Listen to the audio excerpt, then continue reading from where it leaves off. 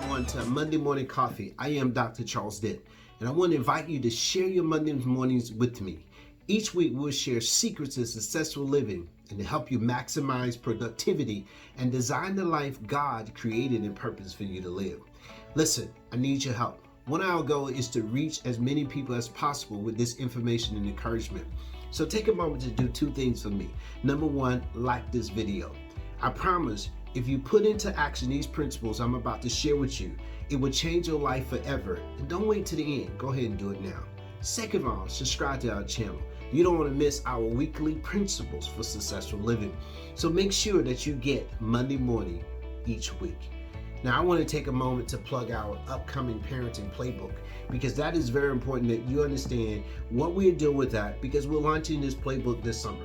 Man, I'm telling you, we are really excited about our parenting playbook.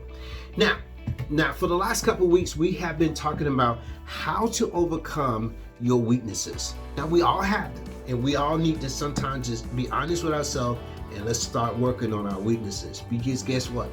They're not going away. We need to work on them.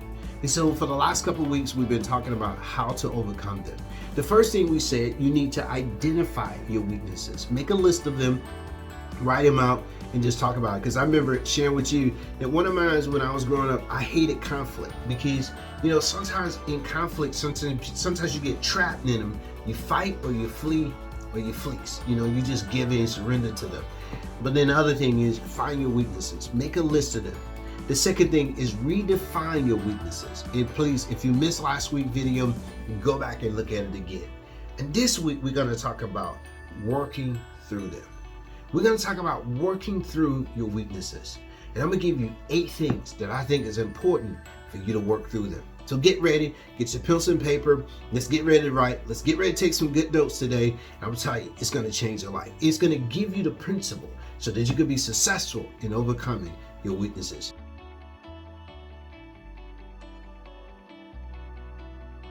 Number one, here's the key thing I want you to do.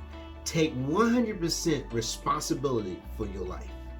Now, you have to take responsibility for your life. This is very important. It is your life. If you want to be happy, you got to take responsibility for it. If you're going to be successful, you can't wait for somebody else because nobody else, as Jim Rohn said, can do the push-ups for you.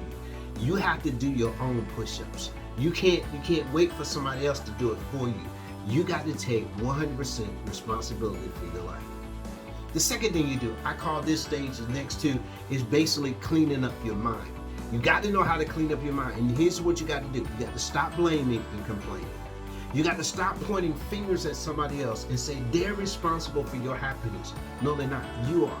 They're responsible for your success. No, they're not. You can't blame your parents. You can't blame your husband, your ex-husband, your ex-boyfriend, your ex-wife, or anybody else. You got to take 100% responsibility for your life. You got to stop blaming and you got to stop complaining. So you got to clean your mind because you're a person that's blaming and complaining. You're hindering your faith from moving you forward. And that's important that you see that something in your life is not in harmony with you moving forward. So as much as you blame and you complain, you're going to hinder your own success. So you got to get a place and say, hey, I'm going to stop blaming and I'm going to stop complaining. I'm going to wake up with an attitude of gratitude. I'm grateful for the day. So the second thing is stop blaming and complaining. The third thing is get rid of your excuses. Now, George Washington Carver said 99% of our failure is based on excuses. And man, I'm telling you, how many excuses do we make every day for not being successful? I give you a good one. My son and I was talking as we were traveling, we were talking about procrastination. But procrastination is not the issue, it's making the decision. And sometimes we are not good decision making, and so guess what happens? We procrastinate. You have to make a decision. You got to make a decision. Every successful person knows how to make a decision, and they're not in a hurry to change it. If you're a person that's slow in making decisions and you always change your decision, it's a good chance you're not going to be successful in life. You got to get to a place that you get rid of excuses, you start making decisions, do them now, hey, say, I'm moving forward right now. And you can't, listen, be careful how you let other people, the opinion of other people make you change your decisions. You got to be careful with that because you will never be successful. If everybody says, oh, child, I don't see why you want to do this. And then you start agreeing with them. You got to get rid of it. You got to get rid of that mentality. You got to clean up your mind. You got to develop an attitude. You're going to get rid of the excuses. The fourth thing is develop a plan of action. Now, I'm not just talking about any plan. I'm talking about setting goals with time limits on them. I mean, if you're going to do something, put a time limit. What are you going to accomplish this week? Identify 3 major things you want to get done this week. Put a time limit on it. I want to be done by Friday. And say that to yourself, I'm going to put a time limit. Because if you don't put any time limits on it, you're not going to be successful. One day I was talking to my sister, she's renovating her house, and I said, hey sis, what is your plans? Have you put a time limit? When you want to be finished with this? If you keep prolonging it, you never put a time limit on it. You got to set goals with time limits. You got to understand the most valuable commodity you have is time. Don't waste it. So put some time limits on it. The fifth thing is stay on track. Be careful of the distractions that come in your life that get you off track. Stay on track. Be careful of those things that try to get you to detour, to get you to go in a different direction. Monitor the distractions and stay on track. The sixth thing is build your confidence. Get to a place that you say, I can do this. Get rid of the I can'ts, because it's called the ants. A-I-N-T.